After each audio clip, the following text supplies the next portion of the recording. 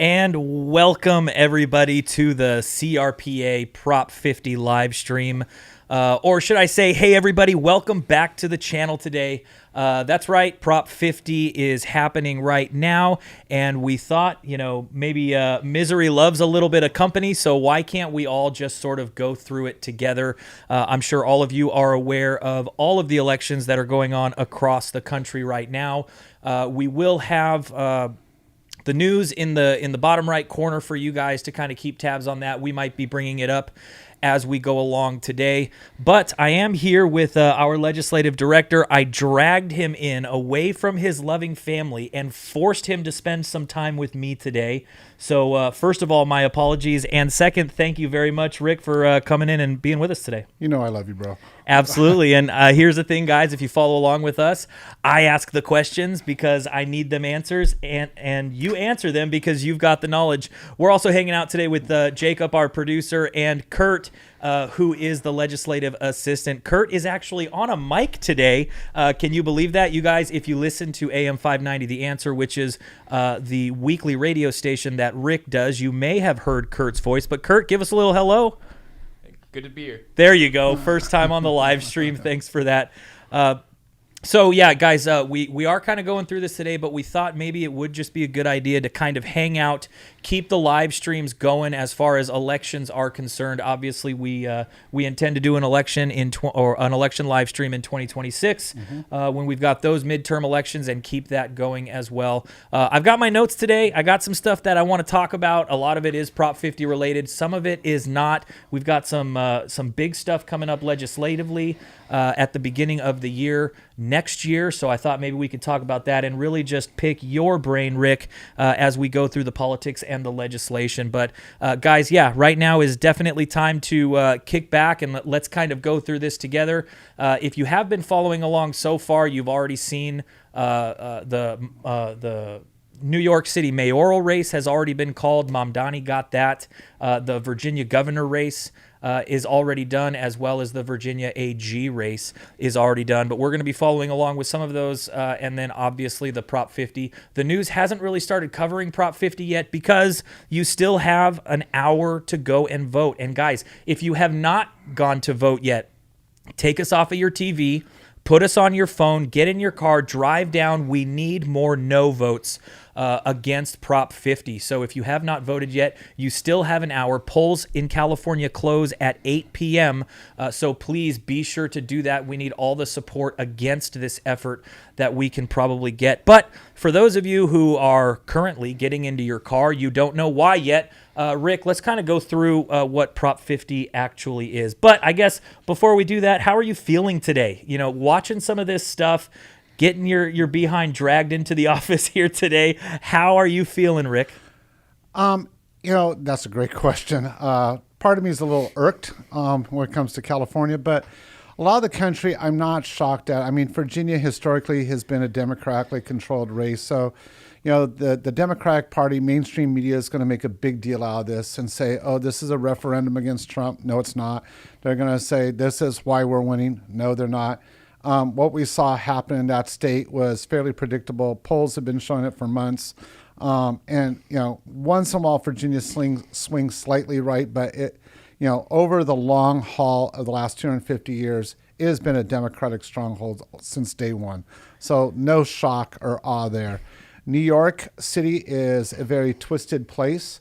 It is messed up. You look at New York City, some great landmarks. New York State is different than the city of New York. And so to the people in New York State, my heart goes out to you for all the idiocy that's going on there. But you're going to hear this come out of me a lot. The Republican Party's got a lot to answer for after tonight. And I think the American people, those that vote independent, those who subscribe to conservative values as Republicans, need to really start putting pressure. You and I have been talking for the past couple of years. Kurt and I talk about this all the time, that the Democratic Party is much more organized at a grassroots level, has been for a couple of decades. And the Republican Party thinks that they can pull out the same tricks and go really, really light, not do a lot of spending, and I'll unpack some of that when it comes to Prop 50 tonight. But it's time for new blood to get into all the local county level Republican groups and start to say enough of this stupidity is enough. Well, I think one Carl DeMaio would probably strongly agree with you there. I love Carl DeMaio because he is so right. We have had conversations for a couple of years now about how messed up this place is. I did pull an article on that I want to discuss with you later. Some Look shots to it. have already kind of been taken, but like I said, first let's kind of, for those who maybe haven't been following some of these videos that we've done on Prop 50 or following along in general, let's sort of define it as we kind of close in on this last hour of voting. Jacob, if you could pull this up for me. This is from ABC, and it reads like this. What is Prop 50? Per the California Secretary of State, Prop 50 requires temporary use of new congressional district maps through 2030, directs Independent Citizens Redistricting Commission to resume enacting congressional district maps in 2031, and establishes policies supporting nonpartisan redistricting commissions nationwide. And Rick, this is something that I'm going to ask you about because while all of these articles are being written, it's saying 2030, 2031 in the bill itself. I'm not actually seeing those dates, but let's continue on this. If you vote yes on Prop 50, the state would use new legislatively drawn congressional district maps starting in 2026. California's new maps would be used until the California Citizens Redistricting Commission draws new maps following the 2030 U.S. Census. If you vote no on Prop, did you have something? Yeah. So if we can go back there, it says until the commission draws the maps following the 2023 census. So, the 2030 census. So let's look at that. That 2030 census doesn't come out January 1st, 2030. Yeah. So that takes time for that census to come out. You have a legislature that can do all sorts of things with bills to slow this process down. And this is what I'm going to compare. This is like all of us who grew up in California know what it's like when the school district brings that, quote, temporary building, to handle, because there was a surge in the third grade for 2 years. And then, funny, I go back by my old elementary school, which has been like a half a century since I've been there, and all the temporary buildings are still temporarily there. Yeah. Once government puts something into effect, it's never temporary. It's permanent. Well, and that's kind of what I wanted to get at, because after this, I am going to pull up something else, which is the actual bill text. And again, nothing actually says a date. All of it says that this is going to be effective until new maps are drawn. You mean you don't trust the governor when he gives his song and dance? No, I don't trust the governor. Maybe it's because he said he was going to build a bullet train, and that hasn't gotten done or yet. That he wasn't going to run for president, but just announced he is. Yeah, exactly. But Jacob, let's pull this back up and get back on track here. If you vote no on Prop 50, current congressional district maps drawn by the California Citizen Redistricting Commission would continue to be used in California until the commission draws new maps following the 2030 census. So what does this actually look like? Let's actually look at the bill. We'll look at the legislative digest, and then we'll look into some of the text. So Jacob, if you could pull this one up, it reads like this. This bill would specify the elements that define the congressional districts if ACA 8 of the 25-26 regular session is adopted by the voters. These provisions would become operative only if specified provisions of that constitutional amendment become operative and would remain in effect, again, until a new map of congressional districts is certified by the Citizen Redistricting Commission as described above. This bill would declare that it would take effect immediately as an emergency statute. And then let's scroll down to the actual bill text. You can see 21-455. That was maybe a little too far. The chapter shall remain in effect only until a new map of congressional districts is certified by the Citizens Redistricting Commission pursuant to Section 2 of Article 21 and the California Constitution, and as of that date is repealed. Now going down to the next section. Section 2, the redistricting plan enacted by this act is severable. And I want to ask you about this section too, Rick. But if any part of this congressional redistricting plan or its application is held invalid, that invalidity shall not affect other parts of the application that can be given effect without the invalid part or application. Section 3, finally, this act is an urgency statute necessary for the immediate preservation of the public peace, health, or safety. We hear this a lot in 2A litigation or legislation, don't we? It's all to preserve public peace, health, and safety within the meaning of Article 4 of the California Constitution and shall go into immediate effect. So back to Section 2, I'm sort of curious, can you break this down and what it actually means, Rick? Because it seems like what it's saying, and you got to imagine, just like anything else, all of this Trump redistricting, which is what we're going to be getting into, right? Yeah. You're already starting to see lawsuits.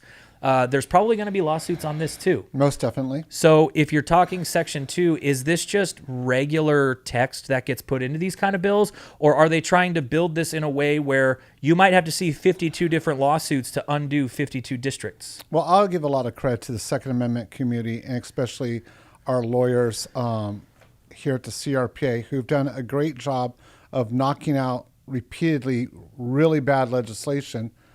And when the court has knocked it out, the court's like, okay, well, the entire bill's dead. And we all clap, even though it may have taken 4 years to get there, but we all clap because it's dead.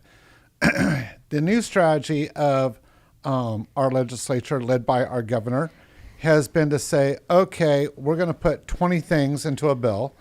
You might win on 3 of them. And so like an example could be up in Congressional District 1, Doug LaMalfa's current district. They want to now expand that to go down into the Bay Area. We've all seen the map. So there most likely will be cattlemen's groups or ag groups or other people that are saying people in the Bay Area shouldn't be deciding ag policy, which we'll get into in a bit. They do a lawsuit, and now a district court says, yeah, no, you can't do that. That's just not right representation. Great. That doesn't mean that the redistricting throughout the state. That might mean that one little district doesn't get, but the other 8 that would be up for grabs according to this plan would still go in effect. So in other words, to stop this, you would have to win in each of those new gerrymandered districts. So it is. It's 52 different lawsuits against 52 different districts, essentially. Right. And let's keep talking about the intent here. You kind of already mentioned it. Maybe you can go into it a little further. Is this purposefully done as well? No dates put into this bill. It literally just says, I would think that if you wanted to suspend something until 2030, and it is probable to think that a redistricting will not be done on January 1st of 2030, that you would revert back to the old maps from 2020. But that's not here. What this says is that these districts will be this way until new maps are drawn. Right. Now, we've kind of already, thrown out there that, whenever you hand something to government, how many examples can you think of where the government gives it back? They don't. Is this sort of a precursor to that? Yeah, it's definitely a precursor. I mean, there's several ways that the Democrats can hold on to this, and among them are they can introduce legislation that will redirect how that commission can draw maps. They can do delays. They can, who knows, call a pandemic, call any kind of emergency to delay it and say, oh, we can't do it till 2040. And, you said the 52 different districts, there's multiple districts, but remember, the governor sold this whole plan. I was in Sacramento the night it happened when he called the Democrats together to rush this through. Everybody correctly, one of my favorite assembly members out of Fresno, Assemblymember Tanjipa, said, hey, we had less than 10 minutes. No one read this. and it went through. And it went through because you had an attorney general, you had the leader of the Senate, Democrat, the leader of the Assembly, Democrat, and that was Rivas and McGuire at the time, pushed this through and said, this is what the governor said, and threw out all these dates. But like you said correctly, those dates aren't in the law. So that's a statement, and then there's the law. The law doesn't have those dates. Yeah, so definitely something to be watching over the next however many, what is that, 4 years? And by the way, your fourth estate, which is supposed to be the media, which is supposed to be the watchdog, yeah, not there. never said a word, never called it out. Why would they? Nor did the state party. There was some people like Carl DeMaio that you mentioned earlier and others that were calling this out from day one, but didn't see a whole lot. Well, let's go on to some other language here. This is for the peace and public health and safety. This is some language that we see a lot in the anti-2A legislation. By the look on your face, also not a mistake to be put in there. Is this just something that they have to say to make it like urgent, or why do they put that in here? Well, here's why. There's a narrative, a victimology narrative here in California that the Democrats have spent millions, maybe even close to $1 billion at this point, to convince people in California that, well, if we just save one person, we're doing something great. But what's interesting is, okay, I'm all for saving lives. But Kevin, there are literally tens of thousands of lives being lost annually in California that the legislature is very well aware of. Do you know how many pieces of legislation, how many referendums, how many anything legal, even if it didn't have a whole lot oomph behind it, that they've proposed to stop those? None. Zero. Yeah. For like over 20 years. But then they'll use something like this and go, you know what, this redistricting thing might kind of, and it's like that parent when you're a kid who says, well, if you do the following 200 things that Hercules couldn't do, you might get the new bike. Yeah. Okay, at some point you got to decide and go, in other words, they're never getting a new bike.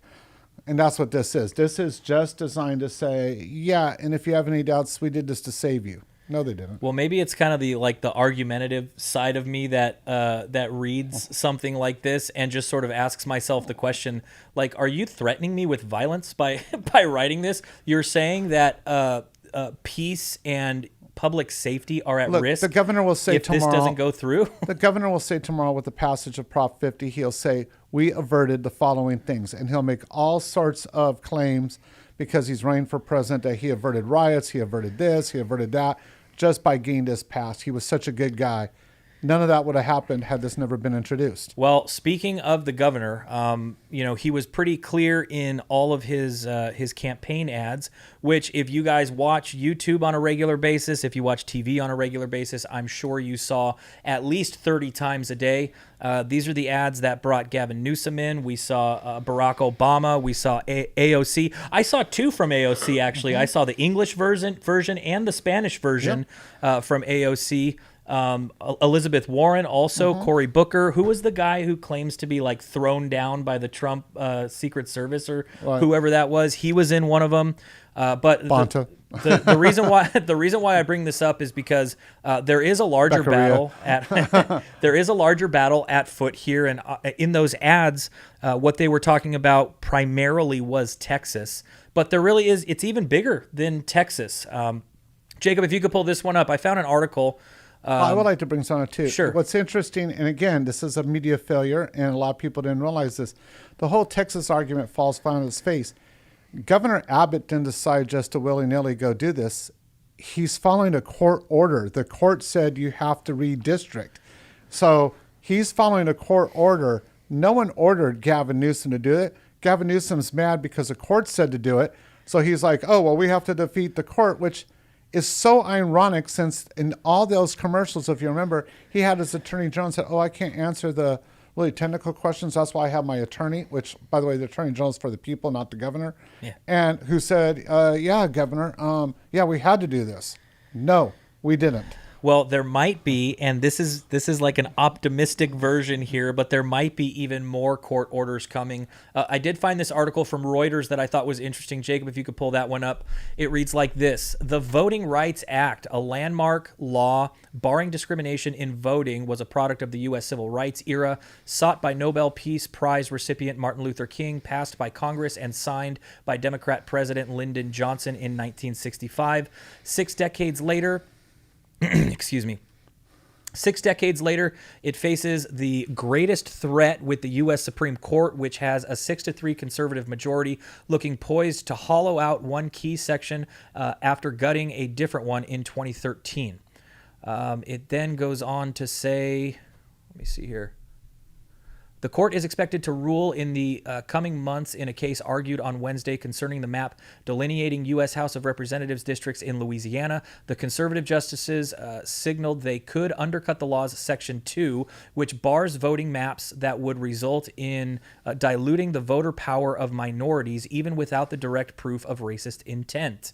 In doing so, the court would not be striking down the Voting Rights Act, but the question is, what will be left of the law after the court issues its decision? Black people make up about a third of the population in Louisiana, and white people make up a majority. The state has 6 U.S. House districts. Louisiana Republican-led legislature added a second black majority district in response to a judge's ruling that an earlier map it had approved containing just one black majority district likely harmed black voters in violation of Section 2.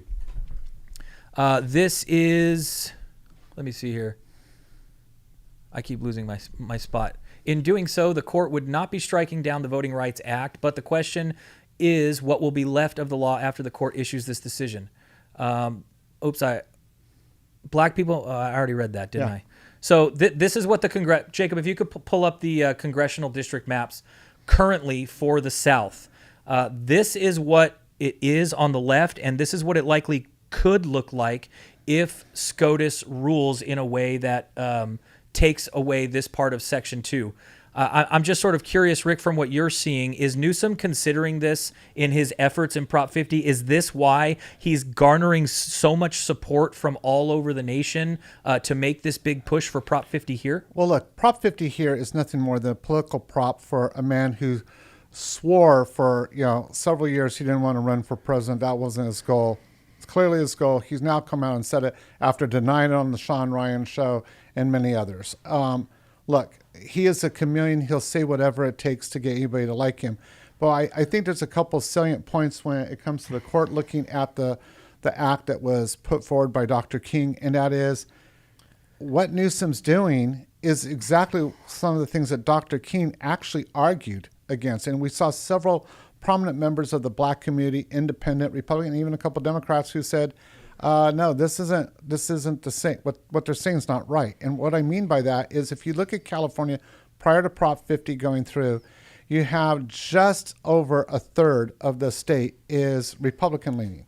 You have about 40% who's Democrat, and then the rest is independent. So they fluctuate back and forth.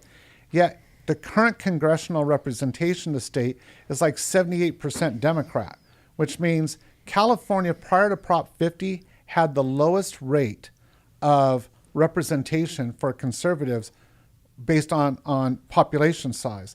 Now, potentially, if the courts don't stop it and he gains these 8 seats he's claimed he's going to gain, it'd be almost 93% of the representation is Democrat, which means over a third of the people will have no representation. Yeah, and I guess it is fair to point out the way that voting goes, because our stake in this fight is the Second Amendment. Correct. There are Democrats who vote for Second Amendment legislation, Correct. vote and against there's Republicans that vote against it. But a lot of the times this stuff does happen on party lines. So it is kind of fair to point out that representation is it's a thing. Well, I think one of the things that we've got to look at, and I'm sure you're going to get into it, but this doesn't just impact congressional districts. It impacts going down the line below those congressional districts. Yeah. In a very serious way. Well, let's take this back to a very basic thing. Growing up, maybe even after today, who knows? you're always told gerrymandering bad. This fight that we have seemingly devolved into, where California's got a gerrymander in order to combat gerrymandering in Texas, and gerrymandering in New Jersey and Virginia has to combat this. As far as you're concerned, so I mean, you're our lobbyist. You've also been in politics for how many decades? Yeah, 4. Like, what does the future look like to you in politics overall, with gerrymandering basically becoming a tool that's really being used by both sides? Is this like a de-evolution, or is this just kind of the expected linear model? Well, the very word gerrymandering, just as a historical point of view, comes from way back at the beginning of the country. And I think it was, Kurt, if you could double check me, but I think it was the governor in Maryland or something, but his last name was Jerry, and he drew out a district that looked like a salamander. And so they put Jerry, salamander together, and it became gerrymandering. So every time we use that term, gerrymandering harkens back to that day. So this isn't new. It's been going on, but yes, it has always been derogatory to gerrymander. It's always politically motivated. It's never about the people. It's about the party in power holding onto that power by creating an illusion that they're in charge. And the thing about the Voters' Rights Act was to make sure that minorities and different people had a voice. Well, minorities wasn't just, people of color. Minorities was also, we stand up for the people. Well, today, farmers, ranchers, we're all dependent on for food. But in California, they're a minority compared to tech. So now you're going to take a bunch of tech people that there are literally millions of in the Bay Area and give them control over one of the most agricultural-based districts. That's going to have problems that are going to be long-lasting. Well, speaking of problems that might be long-lasting, something that you taught me about 10 years ago when I started here, that I don't know if that dates both of us. Certainly, Yeah, I've got more gray now than I did back then. So do I. But something that you always taught me is to follow the money. Back then, it was in the context of needing to follow the money of support for legislative efforts, which obviously we still see today. When you look at Prop 50. And the way that it's been backed, what is the money telling us with Prop 50, and what's it telling us for the future? Well, for one thing, for the Second Amendment community, this does not bode well. You look at the key players that helped Gavin Newsom get this across the line in this state, and many of them are George Soros is so anti-Second Amendment, it's not funny. He's went on record. His sons went on record. Soros Foundation gave a lot of money to Newsom's efforts here. Michael Bloomberg did the same thing. It's the usual suspects that were funding this. So, please, if you're on the fence with Newsom, but I think it's one of the things I want to go back to when I was talking about those percentages of California voters. It's also an attitude within our Second Amendment community often is like, well, what's the point? We can't win. And I want to go back. Democrats only outnumber us by about 4%, and there's a ton of independents that can overcome that 4%. The problem is a lot of independents don't vote. They don't go up, and a lot of Republicans don't go. They're apathetic. And we can't be apathetic. When you look tonight, I'm going to tell you, in this state, we've got almost 38 million people. Of those voting age, it's well close to 30 million of them. And I doubt we're going to see more than maybe 3 to 4 million votes statewide.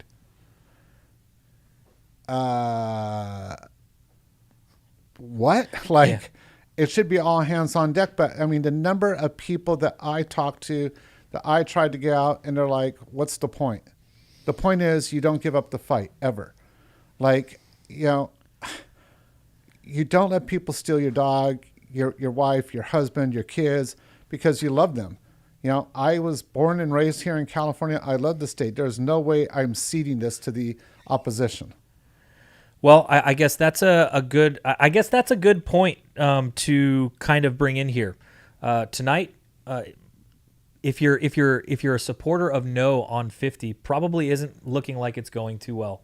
What is the reason for people to stay in California and fight? What optimism is there in a state where Prop 50 passes, when you're looking at the news and you're seeing the way that all of these elections are going, what silver lining or optimism can you draw from that?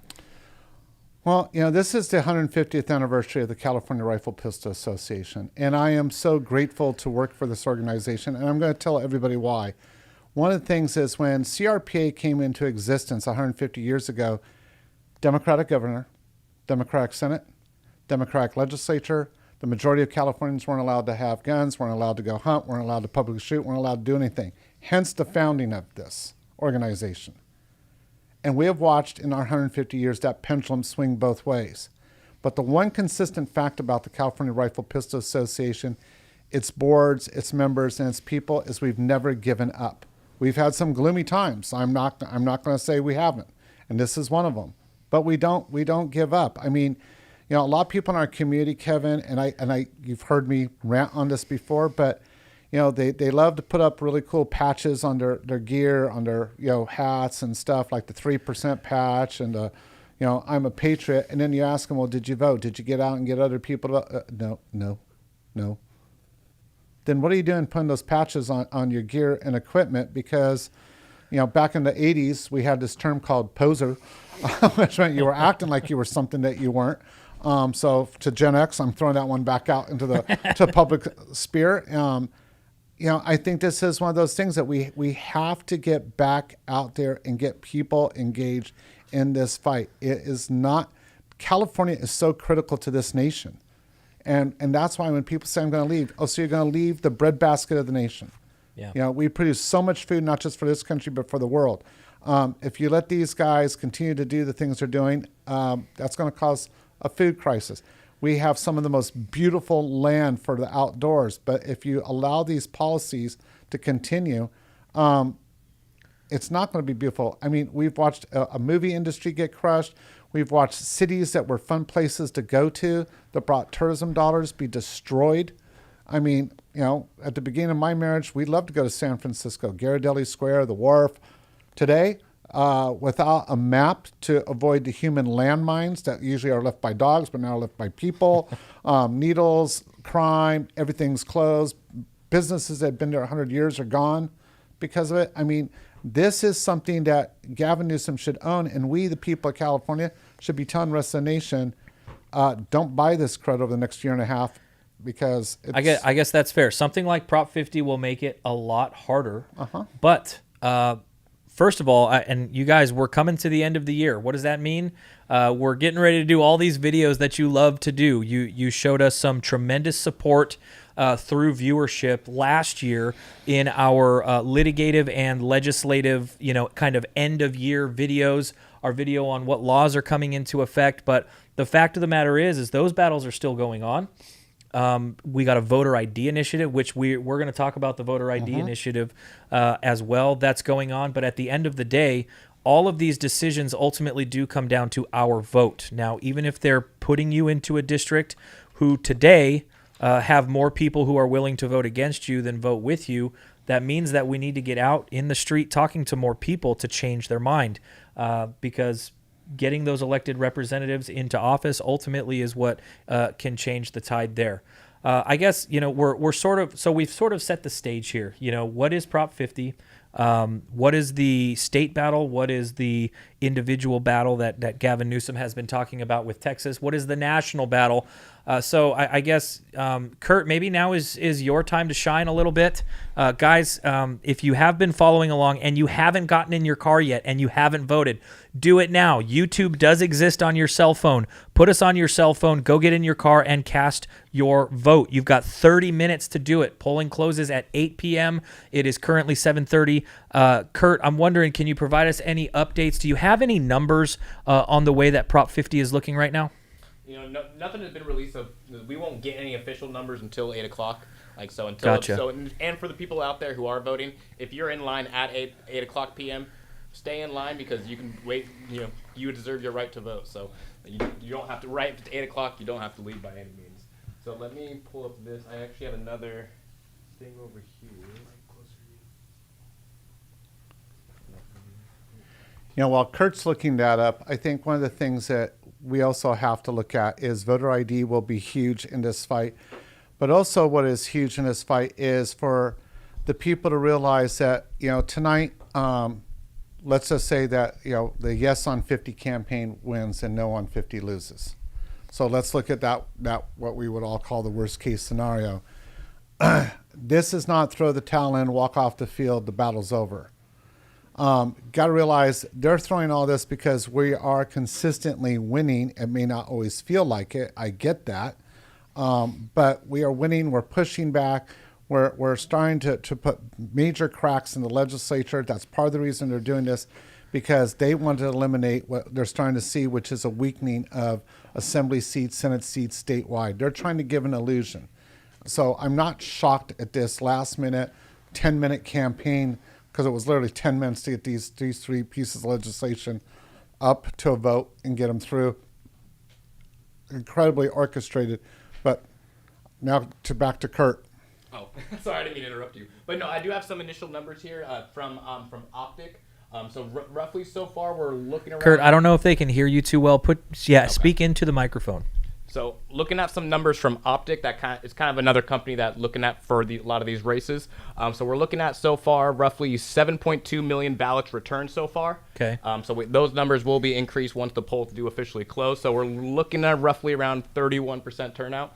So depending on how much the in-person vote was today. Rick, that sounds like a bunch of talk that would go between you and Kurt. Can you tell us exactly what that means? Sure. And really what I'm curious about is, we've been watching numbers come in. Does that include the mail-in ballots? Yes. So that what Kurt's trying to say is you would hope that we would see greater than 50% of the available votes be cast in an election this important. Sure. But we're not even at the third mark. And so that's a low voter turnout. And this is why I have been preaching over and over to our community and beyond, quit saying your vote doesn't count. That is exactly what I want people to believe when I want to win things for us. I want people to be so disheartened that it's like, what's the point in showing up in this chamber to vote? Forget it, because that gives us wins often, and we exercise that. This is a narrative that all of us have to break with our coworkers, our family, everything. Every vote counts. Well, let's talk about that really quick, because when you have imbalances in representation, it doesn't necessarily always seem like that could be the case. Obviously, I feel the same way you do. At the end of the day, every vote matters, because every vote can elect somebody else to that seat. But let's just assume that Prop 50 does pass. That certainly would be a further imbalance in representation that we see in the state. Jacob, if you could pull this one up. I just wanted to go through this. This is from Ballotopedia, and it reads like this. California has 52 congressional districts. With each district, voters electing a member to the House of Representatives in 2025. The state's delegation includes 43 Democrats and 9 Republicans. On November 4th, voters will decide on Prop 50, which would authorize new legislature-drawn maps until the Citizens Redistricting Commission redraws congressional districts in 2031. Ballotopedia estimates the partisan lean of each proposed congressional district using their precinct data. In 2024, Kamala Harris won the state of California in the presidential election. She received the most votes in 41 districts, while Donald Trump received the most votes in 11 districts. 2 Democrats, Josh Harder and Adam Gray, were elected to seats where Trump also won the majority votes. Under Prop 50, Harris would have won 47 and Trump would have won 5. This represents a net gain of 6 districts for Democrats based on the presidential election results, or 4 above the current number of 43 held. So now that essentially what this is saying is that according to the 2024 election results, if Prop 50 does end up passing, Democrats are picking up 6 seats. Mm-hmm. So as far as Congress is concerned, they talk about gun bills in Congress all the time, and don't pass them, and don't pass them. Well, I guess really what I want to discuss is this like a morale crusher, or is there actual votes at stake here? I mean, you look at the difference between 47 and 43. You would think that, what is it, 43-9? Yeah. How different is that than 47-5? Different. Well, tell how. So it's hugely different because this is part of the deception. And I mean, that's another thing. I mean, I told you follow the money. And I also said there's always deception being played in politics. And there's a couple of key deceptions that if the people watching this tonight get nothing else out of it, I'll be happy if they get these two things. And the first one is, look, there is a optic perception of the vote doesn't count, or getting really negative, people on their social media saying, this sucks and whatever other terms they want to use. And when you do that, you're actually feeding your opponent, because then people look at it and go, well, yeah, what's the point? Why should I, go out and vote? Why should I do this? Why should I do that? It's a foregone conclusion. I just got to put up and shut up. And they don't fight back. And that's what they want. They want apathy. And we have to work against that apathy. The second illusion that comes into this is that's just about those congressional districts. But one of the things that Kurt and I talk about all the time in our role here for CRPA is, and I'm harping on District 1 because it's the easiest one to see the gerrymandering, because obviously you watch like a third of the state become one district. I don't know if we got to go back to that map at some point in this stream, but that is pretty ridiculous. But you look at Northern California, and it's all rural for District 1. And then it goes down the liberal coast and picks up the Bay Area. And it's like, okay, the people in the Bay Area have nothing, literally nothing in common with the people in the original district. But what happens is now the DNC, the Democratic National Committee, is able to bring in so much more money that they're able to overwhelm an area that was relatively protected. Coming from a city where election votes where like $1, $2 a vote was what people figured in to be able to get elected as city council or like the city attorney or something like that. And then when the Democrats were able to shift some stuff and bring money in, that rose to almost $30 a vote. Well, that priced people out of elections. And when they did that, they got to bring in their liberal agenda, their everything, people's housing, people's jobs, everything was impacted. Now, luckily, that little community was willing to revolt and did, and removed him at a great cost. But the reverberations of what happened are still being felt to this day. So the reverberations of what happens tonight on Prop 50 are going to be felt for decades, number one. And number two, we could potentially see communities destroyed over the next 10 years. We could, and when I say destroyed, people that have had businesses for generations be pushed out of business, because now people from a Bay Area are going to bring a Bay Area agenda into that. They're going to see land and home prices at a bottom basement thing rush in because they have more money because of where they've been working. And you're going to see people get pushed away. And that will have damages. And we're not talking one area of the state, we're talking multiple areas of the state. So those lawsuits and everything else. And where it impacts the Second Amendment is a lot of those areas are where we've had assembly members and senators. And like you said, Adam Gray was a fine example, a Democrat who was in a roughly agricultural pro-2A area who often was a critical vote for us that wouldn't be there. And came through for us, might I add, on many occasions. Right. You've definitely been one to point those things out. Definitely kind of like a different culture and a different geography. And so changing that culture, changing that geography, which is what this governor said he wanted to do, is important. Plus, it's also the impact that, the governor, if this goes with the Yes on 50 crowd, will go on a nationwide speaking tour for at least the next quarter, amping up his presidential campaign, saying, I did it in California to give a Democrat-controlled Congress to the next Democratic president, which I hope is, he's going to say himself. And look, this is going to be a thing he's going to push to other states, because that's what California is very good at doing, is pushing its political agenda. What this reminds me of the most is almost like the personification of the state of Jefferson movement. You've got these rural counties in northern or northeastern California, southeastern Oregon, southwestern Idaho, right, that basically are looking at you saying, and the people from Oregon are looking at you saying, I don't want to be represented by Portland. Like these right. people are not us. just like the people in Siskiyou or Lawson Or Reading are now or going to look Modoc. at Yeah. are now going to look at Congress and say, why are you letting the Bay Area represent us? We've got plenty of members up in those places. They've got multiple business ventures. let's take they have their farms and all of this stuff, and it's not the same for representation. Just to give like the clearest, easiest example was today I was in a phone call with a political office and some of our constituents who brought up they have a rampant issue with wolves. They've exhausted the livestock funds. Wolves have been mismanaged by the Department of Fish and Wildlife in this state. That is an accusation that's been made by multiple groups. And, people in the Bay Area do not understand livestock. They don't understand wolves. It's not that they're dumb. It's just not their culture. Right. So to them, wolves are something you put on Native American T-shirts and run around and save the wolf, which, I'm not for wiping wolves out. Wolves have a place in nature.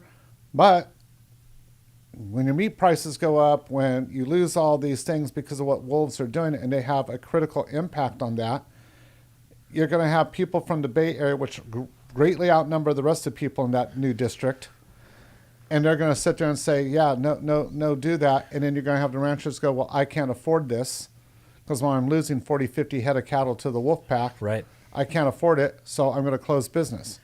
And then that land gets reutilized for other things, and everybody is on short term says great until long term, and you're paying $150 a pound for hamburger. Yeah, and we've seen other pieces of legislation that kind of highlight this as well, which, if we have time, maybe we can get into some of that legislation. The El Dorado Cougar bill, I think, was a big highlight on that one. I do want to get into this, and actually, Kurt, just give me the percentage. Don't give me the amount of votes that have been tallied. Yes on 50, no on 50. What's the percentage looking like? So we don't have the actual percentages yet. I mean, I can give you some registration status or returned shares, but nothing's official yet until 8 o'clock. Looking like what? So returned share, we're looking at Democrats 51.3%, Republican 27.5%, and then no party affiliation roughly around 21%. Okay. Well, you know how you go fishing? I guess hook, line, and sinker, because I pulled this article from Politico. Who's to blame? This happens sometimes. Yep. Well, really, it happens every time. Sometimes it's highlighted more than others. When maybe things aren't looking like they're going to go your way, you start speaking up before the thing actually happens. Then it either becomes a self-fulfilling prophecy, or you are, very, very happy with what happened. Either way, I did want to read this. Jacob, if you could pull this up from Politico. It reads like this. I think this article came out yesterday. It says, who lost Prop 50? Votes on Proposition 50, the Democrats' mid-decade gerrymandering of California's congressional districts, won't be counted until tomorrow. Again, this came out yesterday, but Republican recriminations over its expected passage have already begun. There needs to be a reckoning, said Republican Assemblymember Carl DeMaio. Amen. A frequent critic of the party's power structure. Instead of saying we are not capable of doing this, there needs to be accountability. All of the major opposition committees have their critics. Former House Speaker Kevin McCarthy promised to raise $100 million and only delivered a tenth of that for his Stop Sacramento's power grab. The Charles Munger Jr. funded Protect Voters First Committee spent more aggressively but found critics within its own coalition for the outdated media strategy and a lackluster advertising campaign. The California Republican Party, who collected millions to serve as the no sides get out the vote arm, faces accusations it wasted money on the inefficient mail program. I just wish he had gotten the support early. As he anticipated, RNC Executive Committee member Sean Steele, who has served as a fundraising liaison between the state party and national Republican organizations, said of McCarthy. He should be spending money, not worrying about raising money. On that front, Republicans are beginning to question the White House's standoff approach with President Donald Trump deciding not only to remain silent, but apparently not to lean on his wealthy backers in California or elsewhere to finance their side of the political conflict he helped to provoke. As with most internal criticism of Trump, it is so far anonymous. Former Trump strategist Steve Bannon recently told CNN that the White House was very, very pissed at McCarthy for his handling of the initiative campaign, and believes that Trump should have been engaged earlier in the fight.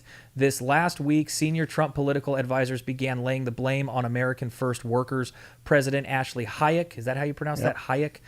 Telling Axios that her choice to tell D.C. donor gathering in September that she expected the measure to pass discouraged their giving. DeMaio, meanwhile, isn't waiting for the polls to close to demand accountability for the state party led by Corin Rankin. This party chair needs to step down, he told Playbook. Remaining silent in the midst of incompetence and grift is not acceptable. So I guess, Rick, starting off, we've already spoken well of Carl DeMaio. Is this a good take, or is this a bad take? Is this something? Let's not even discuss whether this is before or after the state decides on Prop 50. Is this a glaring issue with the internal power structure in California as it is, or is this just for Prop 50? Is this a good take? So are you actually pulling the Tasmanian devil's tail? I'm pulling it. I'm waiting for the whirlwind. Yeah. So for those who didn't get that, I've just spun out like a Tasmanian devil. Yeah, this has been an issue, and I'll take it back to, we brought up 10 years ago. So 10 years ago, 2016, we have Gavin Newsom at the highlight running Prop 63. And, I always say his name wrong, but Reince Priebus, is that right? Reince Priebus. Yeah, Reince. Yeah, say it. Reince Priebus. Yeah, thank you, Kurt. Was coming out, and they were going to the big Republican Party headquarters here in California, of all places, in a real estate office in Stanton. And, we get down there, and that was before Stanton put all the money it has in the last 10 years to rebuild the city. But we get there, and they chose to fight Prop 61, which is the legalization of marijuana, over defending the Second Amendment in Prop 63. They didn't have their acts together. They made all sorts of weird promises. We walked out of there as CRPA so disheartened because we realized the party was failing. Since then, I've watched former Ambassador Rick Grinnell, and have worked with him. My good buddy Sam Paredes from Gun Owners of California, him and I went and spoke up and down the state to fight this. I've worked side by side on stage with one time following and one time him following me with Carl DeMaio in Reform California to try to get the vote out, to try to fight this stuff. And the fact is, we've been working with the Republican Party here in California that has lost its way. They completely have lost its way. They're using outdated methods that haven't worked, quite honestly, since the Reagan administration and anything, and they refuse to engage in a fight. They love to have little fundraising parties and go, don't we all feel good, but they're not fighting. And they're not getting out there. I go on and speak to Republican youth organizations and stuff.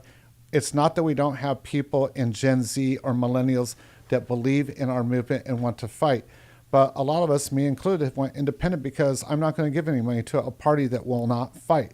And that's, I think, what he's talking about, the grift. They're all about getting little flashy pins and putting things in the mailbox. But who looks at all that stuff in the mailbox? I mean, even when your postman goes to deliver it and says, here's some more junk mail, that's how people view it. And you have to get out there and have people walking the campaigns. I live in a conservative area. I had 5 yes on 50 people come to my front door. I had zero no on 50 people come to my front door. And I'm in a precinct that is like 80% Republican. What does that tell me? Typical Republican Party.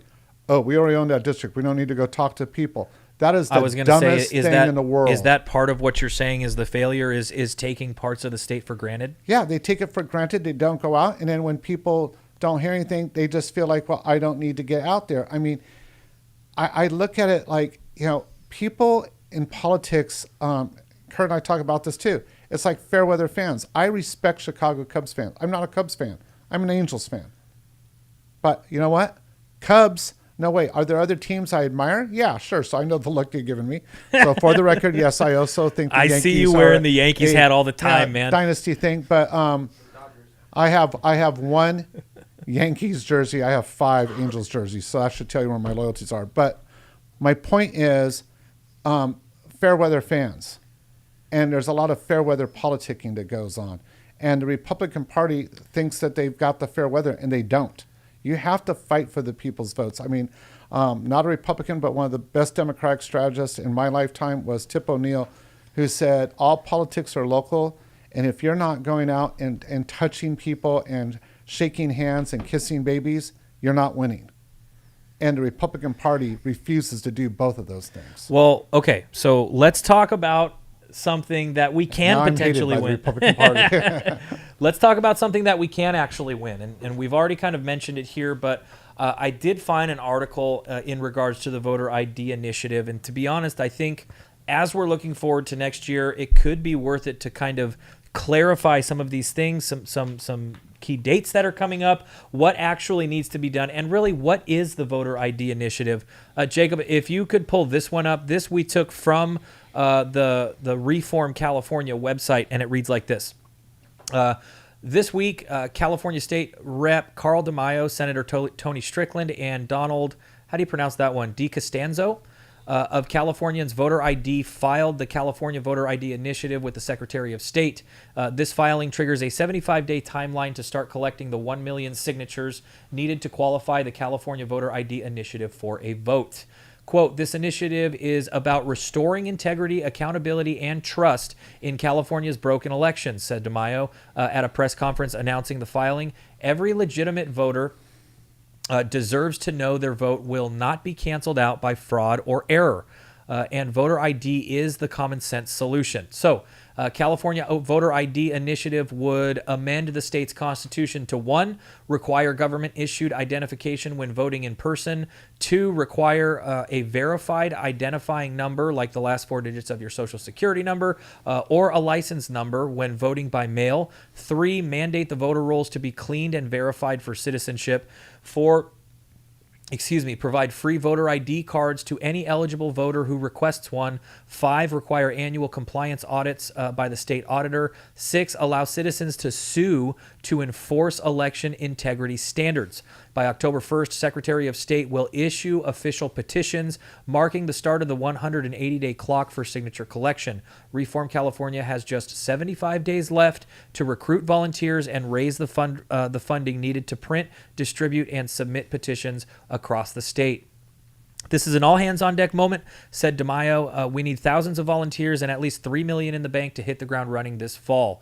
If we want to take back our elections, this is our shot. So, Rick, October 1st happened just a couple days ago.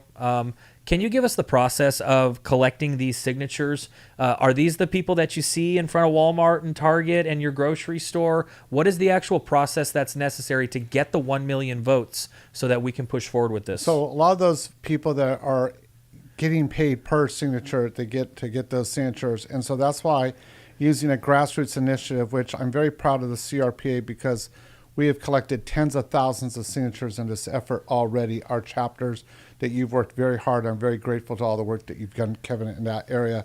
Kurt and I have been interfacing with them, which has been a privilege. And to all of our volunteers out there that have been doing this work, I cannot tell you how proud and how grateful I am for it. But this is a multi-group thing that is going on. They're having meetings. Carl is walking his talk. He is being a true leader, and that is so important. And he's getting people out there. We're all supporting this effort. This is something that is already existent in many other states, needs to be existent. But this is a state that, I can just share. I have literally went to the board, the voter board 4 times to tell them my father-in-law, passed away 4 years ago. You know that. And yet, every election, I get ballots in the mail for him. And there are people that illegally fill those out and put them in. Voter rolls have not been cleared. They're not checked. This is way overdue. It's not just about voter ID. It's about having honest and fair elections. We have had in California documented numerous dogs, cats, and other non-existing things vote. Yeah. In some areas. And when you're looking at elections that, don't lean Republican, Democrat. There's elections throughout this state that are often decided by less than 1,000 votes. What does 1,000 votes look like? In the average district, you're talking 1 vote in a tract of homes changing or deciding to vote. 1. Any of us are able to convince somebody to vote, not to vote, or how to vote in a tract of homes. Right. These are not heavy lifts, and so this makes these elections critical, and this is why voter integrity, until that's established, people aren't going to trust in that right to vote, and that's a right that's been paid for in blood by generations of Americans. So I guess that is already sort of highlighting the importance of a voter ID incentive in California. I need to go get a glass of water, so I'm gonna run out really quick. But I'm curious. You've told me this story. I think that you may have even told it on one of our videos before. But you have actually a really inspiring story of walking precincts in LA County. I'm wondering if you can tell that to the audience and tie that into voter ID, just as far as getting the votes that actually are supposed to count, and also kind of what you were talking about in the last article that we read about walking precincts, and just sort of talk about how important that can be and how influential that can be. Yeah. What Kevin's talking about is back a couple election cycles ago, I and a few other people, we went and walked some districts where people had been led to believe that their jobs, because they were in heavily unionized precincts, that the union would know how they were going to vote. And when we didn't preach a party, we didn't preach for any candidate. We just walked in and said, you realize when you go to vote, nobody's going to know how you voted. You can vote your conscience. Don't care who you're voting for. You can vote for, I think that was the Clinton-Trump election in 2016. You can vote whoever you want to vote for. It is one of the districts inside of LA County that actually was very, very blue and went red. Not hard red, but it went over the line to the pink color. I think that's really critical because there's a lot of people that have a lot of misconceptions, and I tell people all the time, look, you have to be willing to go out. You have to start talking. You have to start pushing votes, start pushing ideas, and you can't keep it to yourself and just mumble grumble inside of that echo chamber that you've created in your social media world, or maybe with a few people at the tailgate of a car or truck. You really have to get out there and start talking. Lyndon Johnson used to say that the national pastime was not football or baseball, it was politics. And I think if you were to look at it, people are more faithful to turn into what's politically going on in the world every morning, whether it be on their social media or television or wherever they get their news, more so than they are about sports or anything else. So I really do encourage people to take part in these election cycles, get out there, get the vote going, and make sure you're supporting people. And here's the other thing, Kevin, and then I'm going to have to go get some water. One of the things I think is so critical is the number of times you and I have been on the road and went and met people up and down California. And I'll say it again, California is not one state. I mean, we say it is, but it's like when you put California over New England, we actually make up like New England, multiple states. Right. And you get that feeling as you travel through different parts of the state. One of the things is, how many times have you and I heard men, women, young, middle-aged, old, say, well, you know what, Rick, you know what, Kevin, if I was in charge, I would ... Okay, here's the challenge. No other 2A organization in the country does as much as the California Rifle Pistol Association does to help educate you on how to run for office, whether it's for literally dog catcher, fire district, water board, school district, college boards, board of supervisors, council members, etc. Everything all the way up to state offices. If you think you can do a better job, come talk to us. We'll help you get started. But if we don't, the reason we feel like we're losing at times is because the Democrats, when the Republicans were running the state, they started building a farm team. We quit doing that because we got overly confident and cocky, which is why I was talking about the Republican Party. Now's the time that if you believe there should be more independent voters, amen, go do it. If you want more Republican stuff, go do it.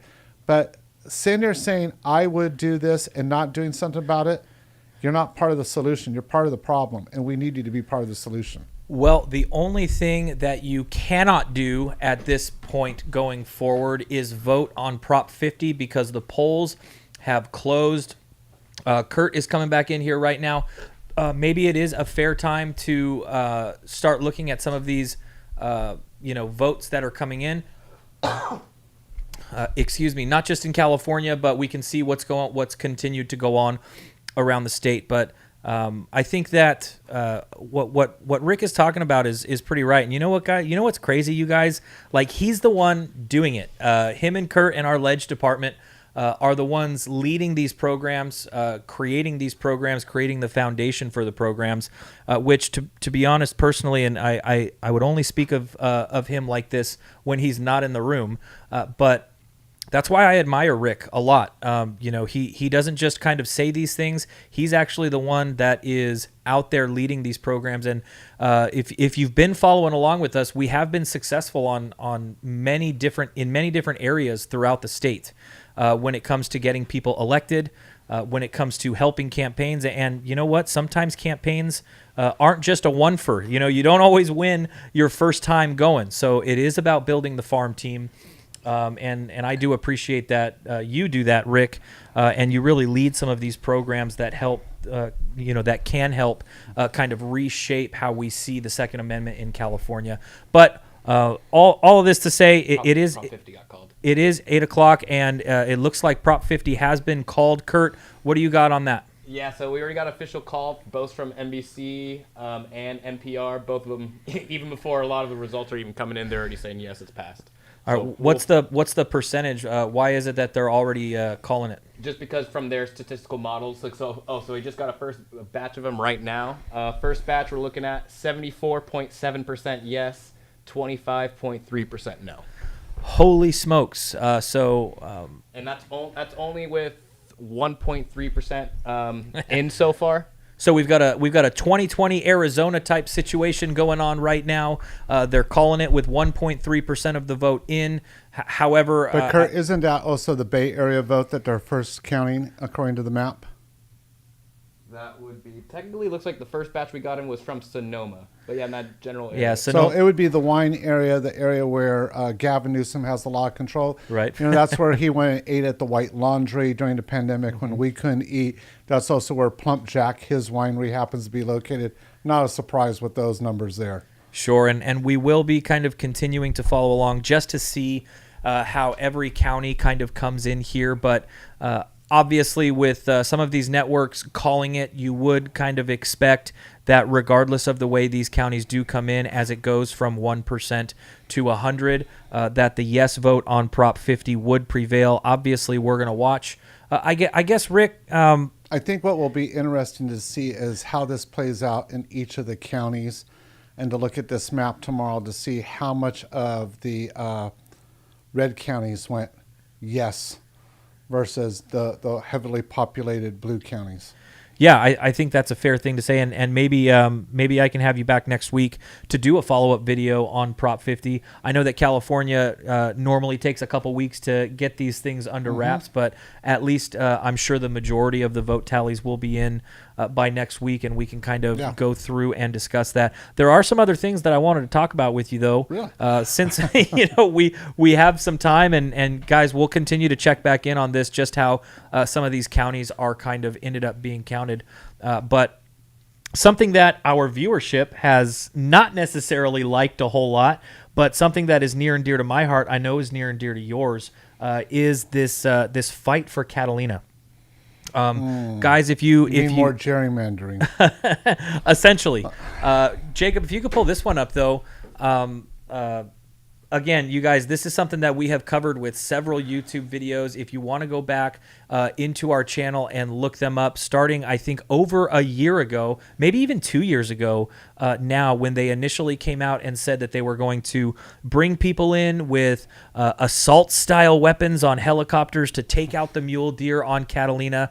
It has certainly progressed and evolved from there, and it kind of looks like it's coming to its culmination, I guess I will say. Zenith.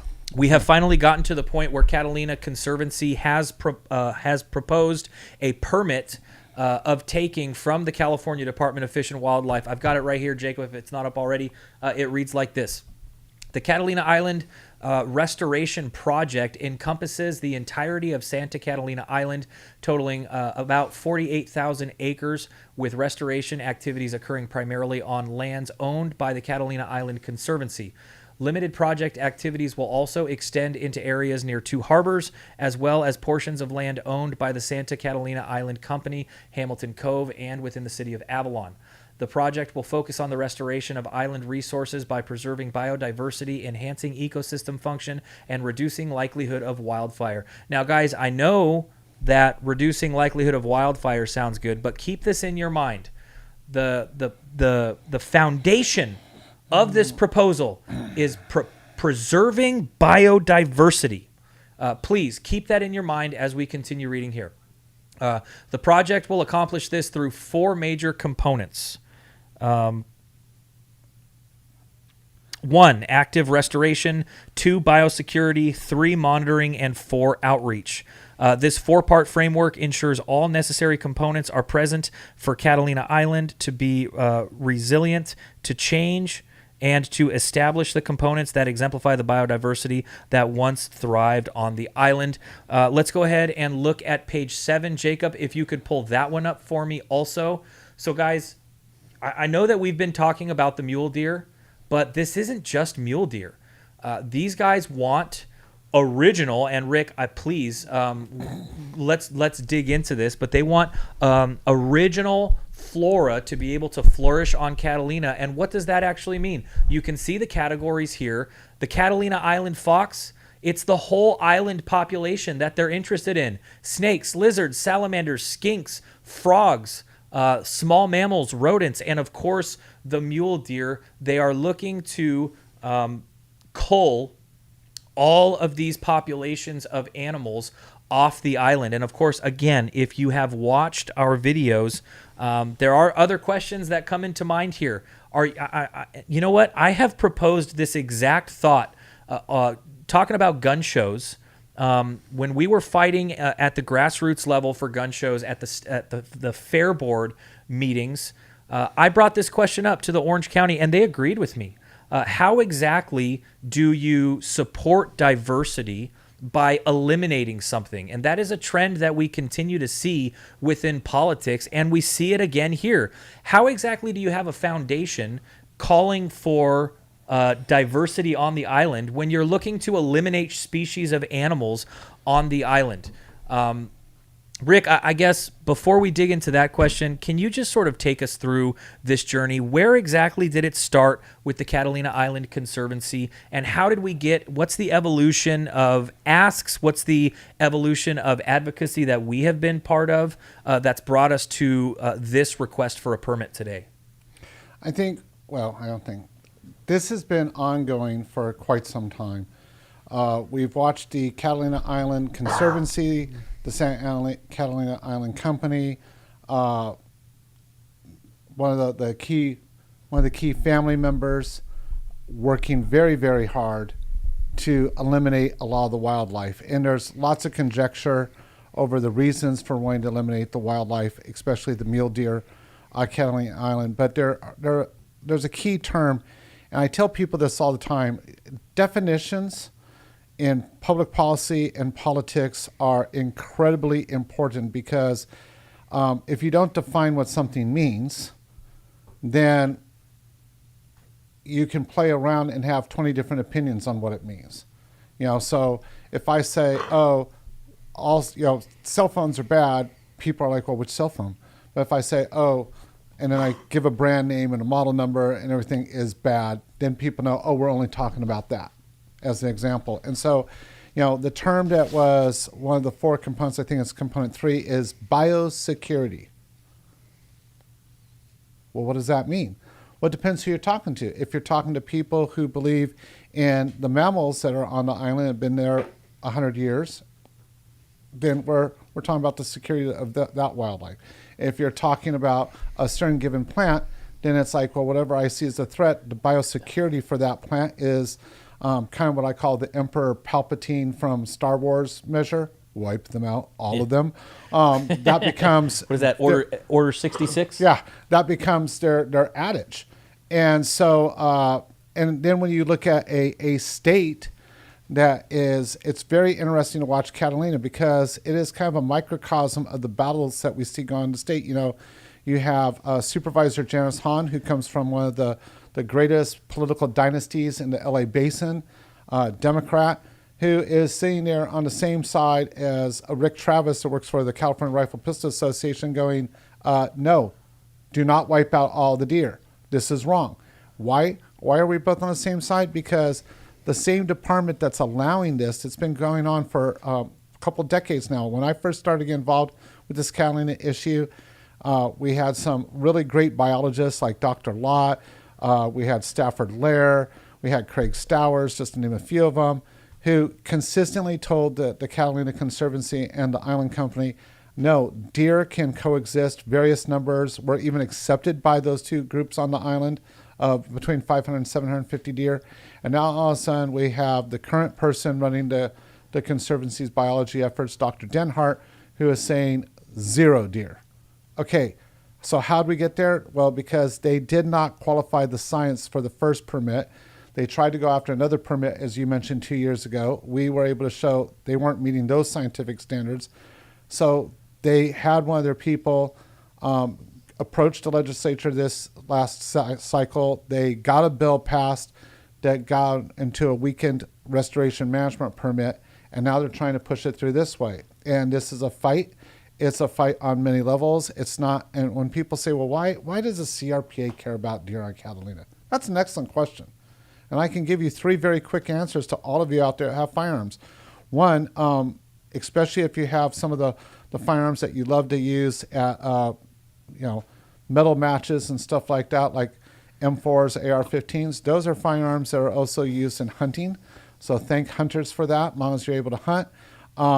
We care about the deer on the island because it is the one area that, so far we do not believe that chronic wasting disease has made it there. So it gives us a population that could be reintegrated once we find the cure for that horrific disease that impacts deer. It's also a place for the 13 million people in the LA Basin to be able to go on a boat ride across 26 miles and an hour later see deer in a natural habitat and take that boat back. The allegations on the fire, we have the LA County Fire Chief who has said, nope, deer don't cause fires. In fact, deer help prevent fires on the island. So there's a lot of disinformation too with this, which is typical of what we face in politics here in California. Yeah, I mean, needless to say, it has been a 2-year battle, and that is a back and forth battle. There are some things that you get out of these experiences as, it really does become kind of a plot line. There is one in this plot line that I really like to think about and talk about because we got kind of quoted in the city council meeting of Avalon. And the pushback to this has been tremendous. The advocacy from the Pro 2A community has been great, and we've been using that one-click politics. People have been sending in their emails on it, but there was a point where this came to a vote with the city of Avalon if they were going to allow some contracts to go through. You and I went to that city council meeting. We kind of unleashed the community on them, and I remember the city council member was up there saying that they must have been botted. And for those of you who don't know what the term botted means, it basically insinuating that somebody rigged a bunch of phones to send in some emails, but it really wasn't that. It wasn't AI or anything. It was just our people sending in their opposition letters to the city council. They just hadn't ever overwhelming them. Right. They haven't really ever experienced something like that for an issue at the city council before. So, and it was very effective. And it was, and they ended up voting in our favor, correct? Even though they had a lot of influence from the other side, a lot of money from the other side, and I want to bring had that already up. been put into it. I mean, you bring up an excellent point in political battles. We're getting ready to go to another city council battle, probably here in the next month or so. And one of the things is that can't be a one-off. We have to get the community to reassure all the people of yes, this is important, and yes, it's worth fighting back. I do want to get an update from Kurt. Kurt, I'm seeing the map over there in the corner, and it looks like there are some counties where no has won.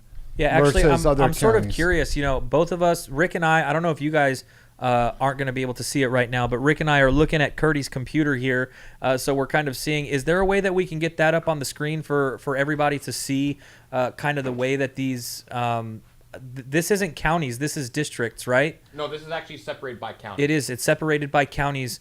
Is there a way that we can get that up on the screen so that we can see it? Yeah, we'll get that. Okay, they're going to work on getting that up. I guess, Kurt, since this is done by county, you said, yes. Are there any oddballs that you see, maybe counties that you would expect to vote no, who voted yes, or vice versa? Off the top, looking at it right now, there are still votes coming in. So, on the top of my right now, just looking at Orange County itself, obviously where where I'm more familiar with. Orange County, yes, 57%, no, 52%. So that right there is already. I guess, yeah, that would be considered an oddball. I know that Orange County went to Trump in the 2024 elections, right? Mm-hmm. Correct. Yeah, and the same thing with Riverside County. Like Riverside County, you're looking at 56% or 57% yes, and about 43% no. Okay. What about, so are there any counties that are omitted at this point? Let me see here.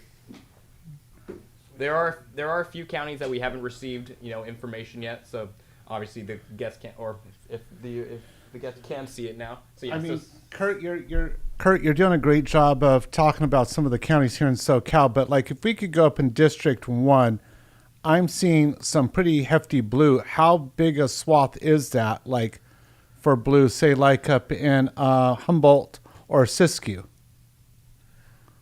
Yeah, Siskiyou's looking like, what does that say, 58 to 41? 49.3% no, 41% yes. So this is what I was talking about earlier. That's District 1. And those are the people that are going to get changed the yeah, most. because the people there are voting, please don't do this to us. And yet counties down here in Southern California are throwing this to the, yes, let's change who your leader is. And people in Southern California have nothing to do with what the people in Northern California up there are doing. And again, I guess if you are, if you're in the chat here and you are familiar with the State of Jefferson movement, I mean, throw a yeehaw down there. If you're in a county that would be part of the State of Jefferson movement, give us a hat tip over here. But this is literally the reason why the State of Jefferson proposal exists. If you look at that map right now, the Jefferson counties, the majority of them that have reported yet, are all very clearly no counties. And yet they're about to inherit the vastly populated areas of Marin and Sonoma and those counties that are going to tell them how things are going to roll. Which is, what we highlighted in our videos. Yeah. I realize obviously we are on that day where this is happening, but this is what we highlighted in the videos, is that there would be a lack of representation, especially and specifically in the northern part of the state. I am curious, Kurt, also, I know that you're trying to look up Fresno here really quick, which looks like it is a majority yes as of right now. What's the number there? I can't read it. So about 51% yes, about 49.3% no. What? And how much percentage of the votes been counted? What's the percentage of votes? So far, it'd be 58% in. So are they not populating on this map until 50% of the votes comes in? So the color on the map will come in and who's currently leading. So if the other side does change, or if enough votes come into.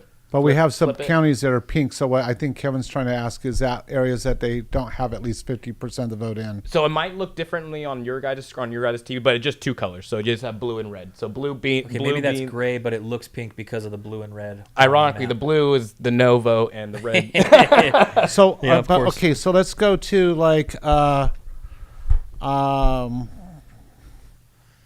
there's that big white spot that's just over there near Kern County. Down south. It's not. Yeah, right there. Yeah. Kern and Ventura. So what is Kern? Kern, nothing is reported in yet. That's what we were asking. So that's where no votes. Nothing reported. Okay. Yes, okay. All right. Well, that makes sense, guys. This map is getting filled in. We probably will check in on it a couple more times before we say goodnight to all of you at 9 p.m. here. Rick, I guess while we have a half an hour, I did want to take advantage of, something that we've been talking about a lot. We have 2-year The bills. 150th anniversary glass that you should order. Okay. To the bosses upstairs, the product plug placement. the plug has officially been done. But you are the legislative director. You're the lobbyist. You're up in Sacramento. You will be up there in 2026. Something that we've talked about a little bit already. Something that we will continue to be talking about. And guys, something that the call to action campaigns are currently being created for are these 2-year bills. We were able to defeat a lot of anti-2A bills last year, but some of them got turned into 2-year bills. They were not defeated in their entirety just for the 2025 session. Same thing goes for some bills that we support. But I wanted to go through some of these. But before we go through them individually, can you, for those of us who haven't been following along, just sort of describe what the process is going to be like in the legislature for these 2-year bills in January of 2026? Yeah, the 2-year bills that are going to be alive. Here's what happens. Bills get held in a committee. They don't get killed. They're just held in committee. We have about 21 days is what they tell you. It's kind of like what we've talked about already. Politically, what that really means is 2 days. And you're like, wait, right. What? And what happens is the first week they come back, no one's looking at these bills. The second week, people are trying to put together the schedules. Maybe 1 or 2 will be heard, but it's really the final week, in a matter of 3 days, all those bills will come up in the committee, and they either get passed to the next committee and resume their track, or they don't. So a lot of it will come down to our one-click politics, how much leverage, how much pressure.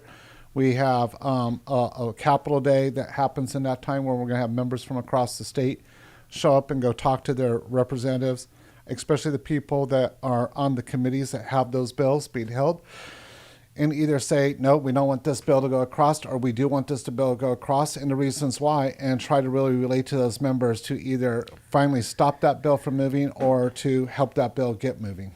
Well, needless to say, while you may be relegated to a couple days, guys, we are not. Correct. Which is why I am saying we need to start prepping now.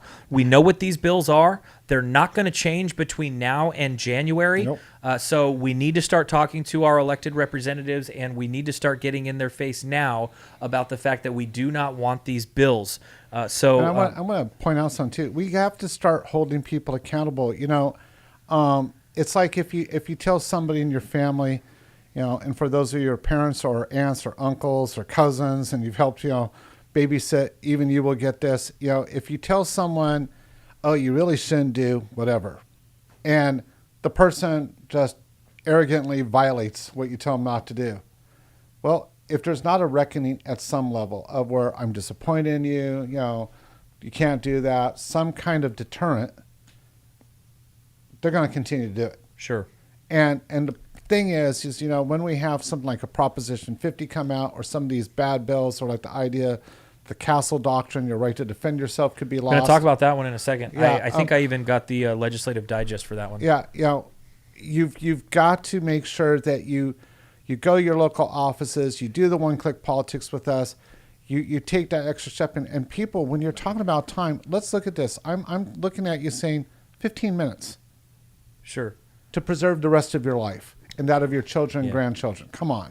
I mean, really, all of these campaigns throughout the legislative season could be done in 15 minutes. That's why one-click politics is so effective, because it really is just a couple of clicks, and your opposition letter is away. I guess, again, before we get into these, you've already kind of mentioned it in the context of the City Council of Avalon, but you are also up in the Capitol. You are talking to these people. We got almost 250,000 letters sent. Correct. Last year. So I guess the question to you is, we asked ourselves at the beginning, does my vote even count? Mm-hmm. We did kind of talk about overwhelming a city council, but the City Council of Avalon is not the same thing as Sacramento. Is this also an effective tool? Do you hear things about these letter writing campaigns? It's incredibly effective. I mean, look, anybody in politics is always running for a re-election. They're always looking for ways to please their constituents, and sometimes the money and constituents aren't on the same side.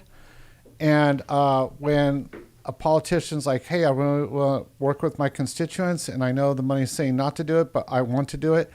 When they can look at the big money people and say, yeah, but I had 30,000 people say no. And there's formulas that are used in the Capitol that say those 30,000 actually represent tens of thousands more people. That's impactful. And so this is why these campaigns are so impressive, because offices that when used to talk to me, staff would blow you off, are like, yeah, we can get you in today. Let's talk. Or, some of that staff now calls and says, hey, we had this bill given to us. We were thinking about it. What do you think our constituents would say? And, if I really honestly believe that constituents in their area would oppose it, that's what I tell them. Sometimes I have to say, I don't know what the majority of your constituents would say, but in the majority of cases, I'm able to say absolutely not or absolutely yes, depending on what the subject is. And because of our good people that have taken part in these one-click politics, sent the letters in, been faithful with that, that is having an impact.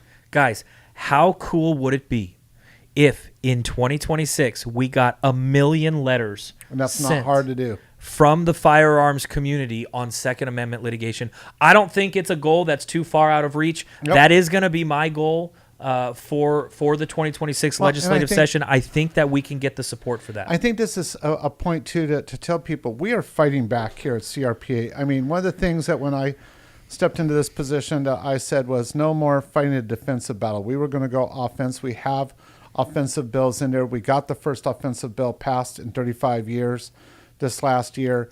The one-click politics, the grassroots movement, the legislative committee statewide. We went from no Capitol days for decades in our community to CRPA has now pulled off 3 of them, and this year we're doing 2 in the same year. We also did a rally this year in the Capitol on one of the bills. We're looking to do more of those. We are pushing back at local governments. We've gotten 2A resolutions passed. We have been able to get areas that have been cut off for gun ranges and hunting opportunities and youth activities opened up. So we are pushing back. We are making progress, and we gotta start sharing that with everybody. Like, people have to get out there. You and I can say it. Kirk says it when he goes out and speaks to people. Jacob, who's off camera, who puts out so much social media for us, along with Sean, who's also part of our extended staff. Folks, we have people doing this all the time, but we need you to go out and start talking this good news up. Quit doing all the negative stuff and start talking about how we're starting to win, because they're feeling it up in the Capitol. Which is, part of the reason why I think, pushes like Proposition 50 get so much attention. Is because there are avenues that we are winning. And guys, I know I started the stream by saying misery loves company. Perhaps tonight is a little bit miserable if you're in the no on 50 camp. However, there are other areas, like Rick is saying, that we are winning. Second Amendment litigation, again, we're going to do those recap videos at the end of the year. I think if you haven't been tuning into these videos, updating on litigation and legislation, you're going to be pleasantly surprised at how much progress we have been able to make in both of those areas, as well as the programs. But let's dig into a couple of these really quick. I would like to bring up something. Sure. 2571 was a crushing blow a couple of years ago, and a lot of people said throw the towel in. That was the one that went after youth shooting sports. Yeah. And I want to point something out to all of you out there. A lot of people said, fold it up, leave the state, we're done. And some did do that. Some of those people are actually moving back to California, which is ironic. But I will also tell you, several of the youth shooting sports programs did not die.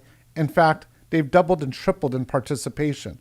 People revolted and actually started participating in more. There are more scholarships being offered to California's youth to go to major universities across the country as a result of that. And we won the court case, and we've pushed back, and we've turned the dial. So, yes, the initial blow, we took a nice right cross to the cheek, but the counter punches were bigger, stronger, more money. Wow. Yeah, big time. And you know how much a polar bear weighs? No. Enough to break the ice. An hour and a half into the stream. He got the dad joke in. Perhaps a name that you will be pleasantly surprised to hear, or at least happy to hear. We did finally get a super chat. Steve Childs, thank you very much.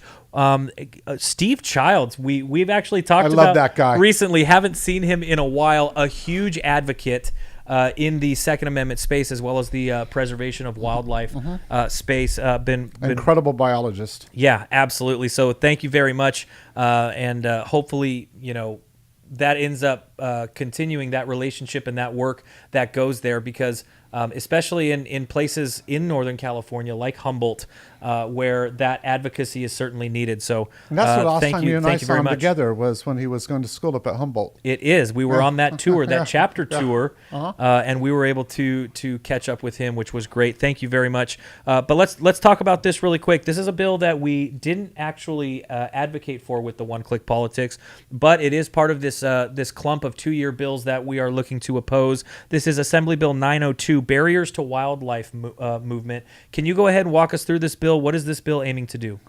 So, repeat the bill again. You said it really It's quick. Assembly Bill 902, Barriers to Wildlife Movement. Yeah. So what has happened is, you may find this shocking, but wildlife really doesn't understand human boundaries. They don't.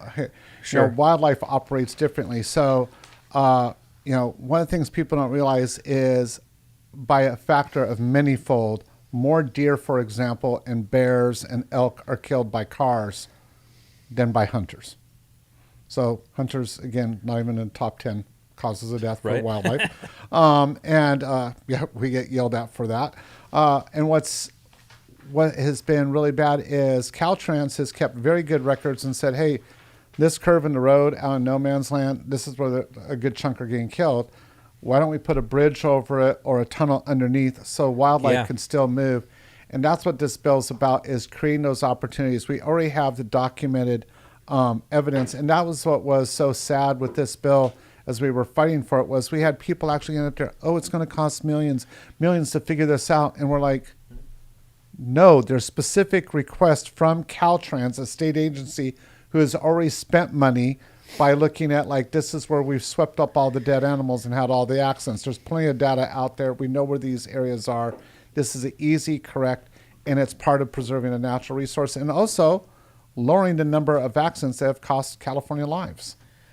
Well, fair enough, and I guess we are kind of running. Which is, how would you argue against something like this? But it's Sacramento. Well, fair enough. Another bill that I see here, organized day camps. This is Assembly Bill 933.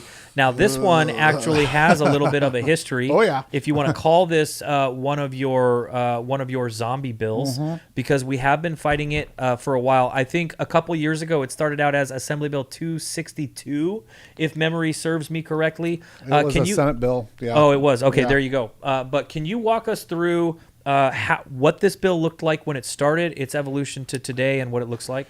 Yeah. In one of the senator's districts here in Southern California, a young girl tragically lost her life at a summer camp at a swimming pool mishap. And so the senator, I think, had good intentions, but a lot of times good intentional bills become really bad bills. This is a prime example of one. And so instead of just trying to correct the problem with the camp, obviously the staff went in and said, well, what other things go wrong at the camp? Like, if we're going to fix the pool issue, what other things could be fixed in the bill? And all of a sudden, everybody and their mother started throwing the kitchen sink at anything and everything that they thought was going wrong at camps. Many of these things never were. So all of a sudden, bicycles, firearms, mountain climbing, canoeing, kayak, like, just you name it. Camps in a very broad-based coalition went through and killed the bill. And so they kept weeding things off. And people in offices don't like to lose on bills. And so this bill became a zombie bill. We're going into year 10. And remarkably, firearms, which, by the way, there are millions of trigger pulls at summer camps. There have been 0 hospitalizations in 25 years. Which, as you know from playing the sport, a football camp in the summer has at least 3 ambulance visits per camp. Right. And so, yet there's no call, nor am I advocating for one, to end football camps. But that's what this bill is advocated for. And I do remember that was kind of one of the things that kept coming up at the last Capitol Day when we were in, as we had some shooters who are youth shooters, yeah. Some youth competitive shooters made a great point, and that is something that I feel like isn't necessarily communicated to those outside of the firearms community. Just it's how not even important communicated in our community. I mean, when you look at a young lady like Well, Autumn. no, that's not necessarily what I'm talking about. What I'm talking about is the fact that safety is kind of the centrifugal point of the community. Yeah. Safety is always top priority. Obviously, when you are working with something as powerful as a firearm, it kind of needs to be. But the reason why you don't have mishaps is because safety is at the center of everything. And yes, I agree with you on the other sentiment that these kinds of statistics aren't necessarily communicated enough within our community so that we can advocate for ourselves. And maybe that's where organizations like us come in. And I love to give the talking point because I just gave it a couple of days ago. I had a lady who was very concerned, had every right to be, and she said, well, I just don't feel comfortable about firearms because they are so unsafe and so many people die from them. And when I said, let's just take high school shooting sports and we'll narrow it down to just shotguns, which is about a fourth of them. And she was like, okay. I said, do you realize every year the trigger gets pulled 1 million times and no one gets hurt? And she said, what? And I said, yeah. So now juxtapose that against everything else. And she's like, well, that makes it seem tragic, but very, very small proportionately. And I was like, exactly. Yeah. And that's a discussion we need to be having. Big time. And Jacob, if you can, while we finish talking about this one, can you pull up Assembly Bill 1187? I did want to get up that legislative digest, but just to kind of round this one out, yeah, you're absolutely right. I think that these are the reasons why anti-Second Amendment advocates are working in the background to get statistics off of the CDC website, for example. But I guess to round out this bill... But we don't go after hammers. Right. But but this bill specifically, it lacks representation, kind of like what we're talking about in Prop 50. They came out and they said, we want to create new rules and regulations for day camps. Included in those rules and regulations is ranges where kids at these day camps, they go and they shoot, and they didn't want anybody from the firearms community to be or have a seat at the table to represent the firearms community while they're making these regulations. What kind of expectation can you have if you don't have anybody advocating for the firearms community when they're making regulations about firearms? Right. It just doesn't make sense. But anyways, I do want to get into this one because this bill is a little bit more sinister. We did a lot of advocacy on it throughout the 2025 legislative session. And it reads like this. Existing law requires any person who purchases or receives a firearm to possess a firearm safety certificate. Existing law also prohibits a person from selling or transferring a firearm to any person who does not possess a firearm safety certificate. A violation of either of these provisions is punishable as a misdemeanor. Existing law requires a personal firearm importer within 60 days of bringing any firearm into the state to, among other things, submit a report including information concerning the individual and description of the firearm in question to the Department of Justice. Existing law generally makes a violation of the Penal Code a misdemeanor. This bill would also require the personal firearm importer to obtain a valid firearm safety certificate and include a copy of the valid firearm safety certificate within the report. The bill would also prohibit a person from bringing a firearm into the state without obtaining a valid firearm safety certificate within 60 days, except as specified. By creating a new prohibition, this bill would create a new crime and therefore impose what? Money, money, money, state-mandated local program.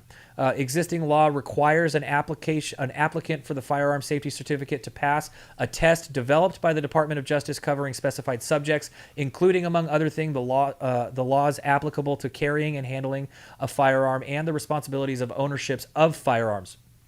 This bill would require an applicant for a firearm safety certificate on or after July 1st, 2027 to complete a training course no less than 8 hours in length that, among other things, includes instruction on firearm safety and handling and live fire shooting exercises on a firing range. The bill would also authorize the Department of Justice to promulgate regulations and provide additional information for the implementation of this subdivision. Rick, in one of our regular videos, this is where I would go, it's kind of a lot to read, but rehashing this one, I think we kind of talked about in our videos while this bill was active in the 2025 session, kind of the runaround that you get with this. Yeah. How do I do an 8-hour training course in order With to a live fire exercise. with a live fire exercise in order to get my firearm safety card, which I need in order to purchase my firearm without first having a firearm?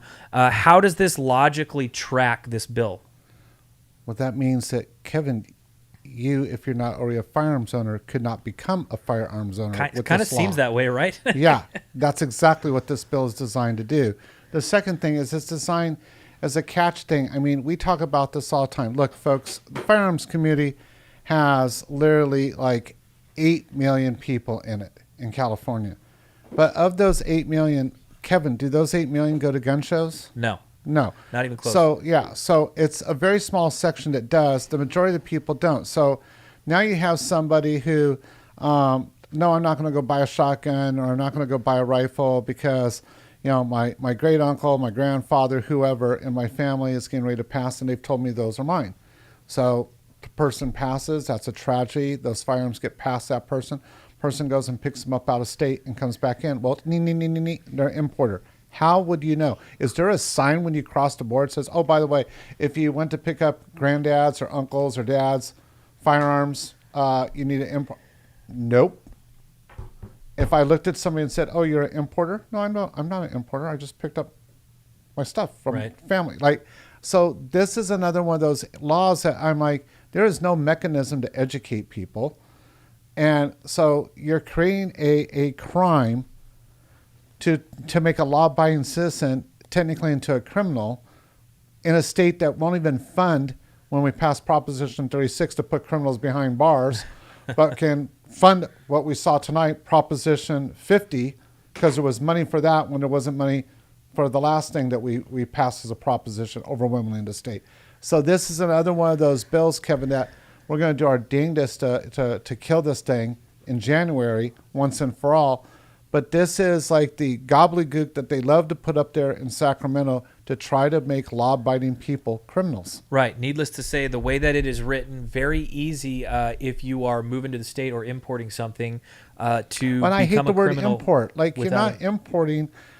Like, most people think of importing like you and I go to a foreign country or something and we buy a bunch of things that we can sell for money.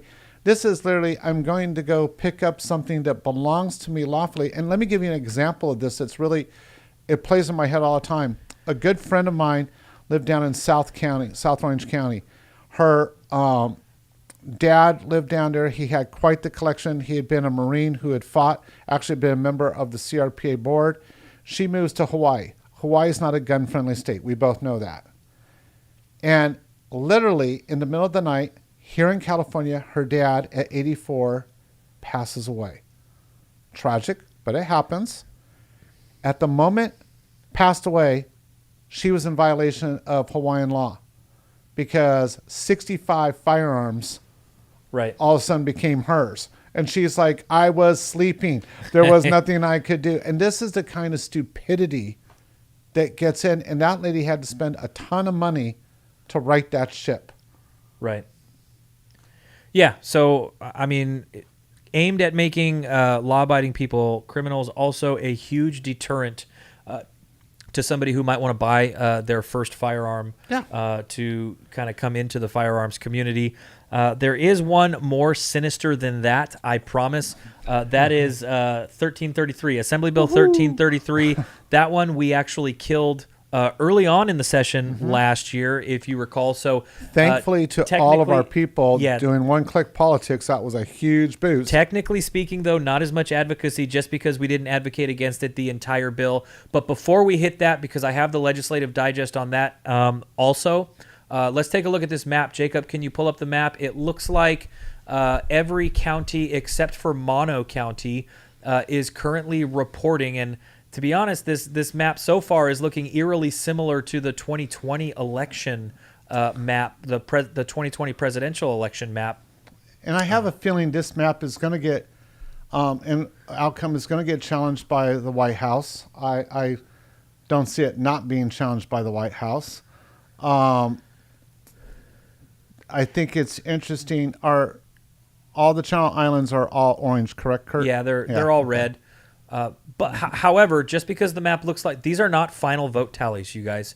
They are still bringing them in, so any one of these counties can flip from blue to red or from red to blue as the votes about continue to come in. 64% of the votes statewide. And there's a lot of votes that have been cast today that are going to take several days to count. Yeah. Right, which is why we do the follow-up video. And guys, when we end close to 9 o'clock tonight, that is what I'll be wrapping up with. We do plan on doing a follow-up video as the vote counts do solidify. And I would always like to remind people of the famous Dewey election when, people went to bed relatively early because the news was done at 10 o'clock. Dewey had won. And the next morning, Truman had won. So right. I'm not saying that's going to happen. That's not my prediction. But I think in some of these counties, the initial blow that Kurt gave us when it was like 75-25 is not going to hold throughout the whole night. I think it's going to be closer. Certainly a lot closer than that for sure. But Jacob, if you could pull this up, let's look at Assembly Bill 1333 really quick and kind of rehash this one. This one sparked so much outrage. It got kind of labeled as the duty to retreat bill. If you're looking at it now, guys, this is the Legislative Digest, and it reads like this. Existing law defines homicide as the unlawful killing of a human being or a fetus with or without malice aforethought as specified. Existing law establishes certain circumstances in which homicide is justifiable as specified. One more time, existing law establishes certain circumstances in which homicide is justifiable. Again, existing law makes homicide justifiable when attempting to lawfully suppress a riot or to keep the peace, as specified. What does this bill do? It eliminates that provision. The bill would also specify certain circumstances in which homicide is not justifiable, including when a person is outside their habitation or property and did not retreat when they could have safely done so. When the person used more force than a reasonable person would do to defend against danger, and when the person was the initial aggressor. However, the bill would specify that homicide is justifiable if the initial aggressor actually and in good faith tried to stop fighting and indicated they wanted to and tried to stop fighting as specified, or in cases of mutual combat, the initial aggressor gave the opponent the opportunity to stop fighting. By expanding the scope of this crime of homicide, this bill would create a state-mandated local program. Cha-ching, cha-ching. So, I mean, Rick, this is probably the most dangerous bill that we saw last year. We beat it down pretty quick. Can you walk us through this again? What exactly does it mean to redefine what homicide is in the state? Well, what it's trying to do, and what this bill was actually a setup, is a duty to retreat. And that duty to retreat, as I testified in court, looked like this. And the author did not shrink away initially from this example. And that was, look, your kid, Kevin, is out in the front yard. A guy with a knife or a baseball bat, something that's obvious that they're going to do harm, starts coming towards the kid and says, stay out of this, I'm going to kill your kid. Do you, A, go, okay, well, don't mind me because I'm going to, yabba dabba do and run the opposite direction. B, tell them, no, please no, please no. Make sure police and everybody's recording that. Or C, do you immediately go in and get your kid behind you and defend yourself because it's your property? I think the majority of right-minded people are going to say C.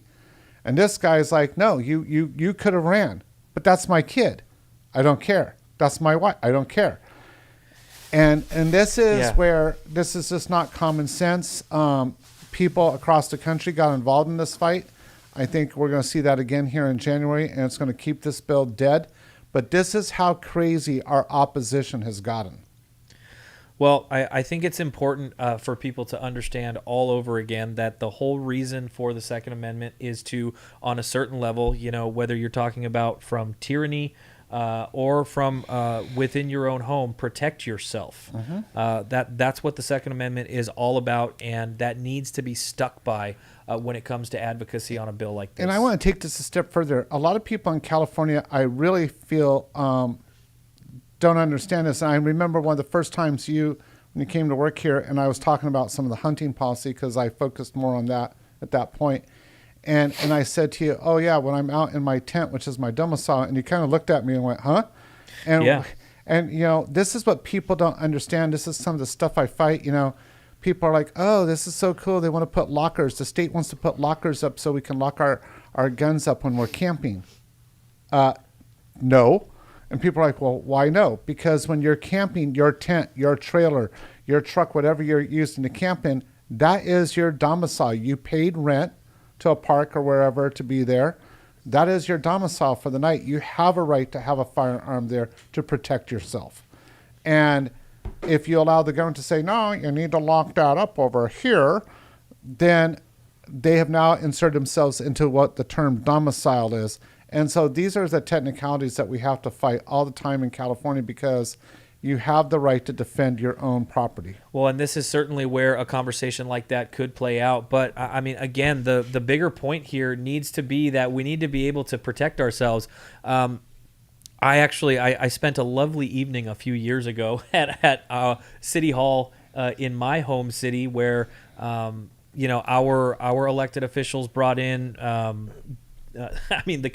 It's the California Department of Fish and Wildlife, but the presentation that they have, you can tell, has PETA all over it, where they're telling you that, you can't really defend yourself against coyotes until you have been bitten. Right.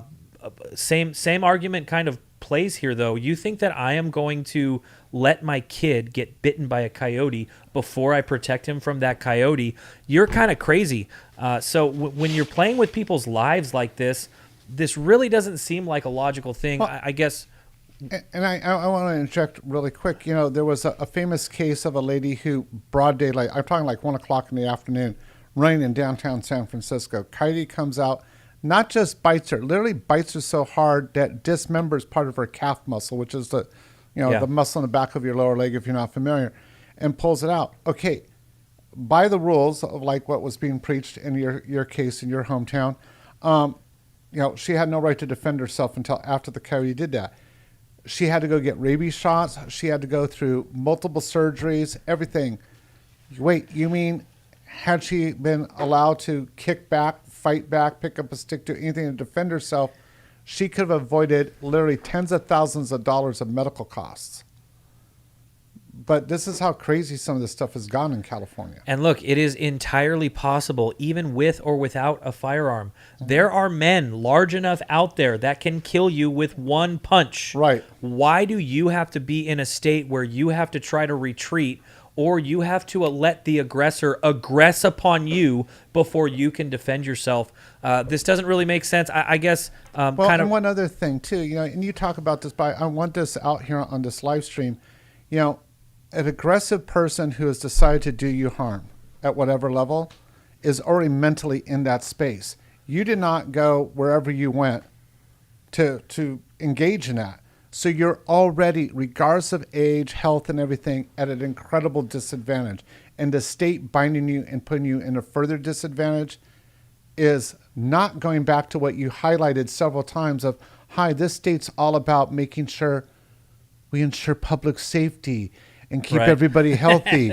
This violates all of that.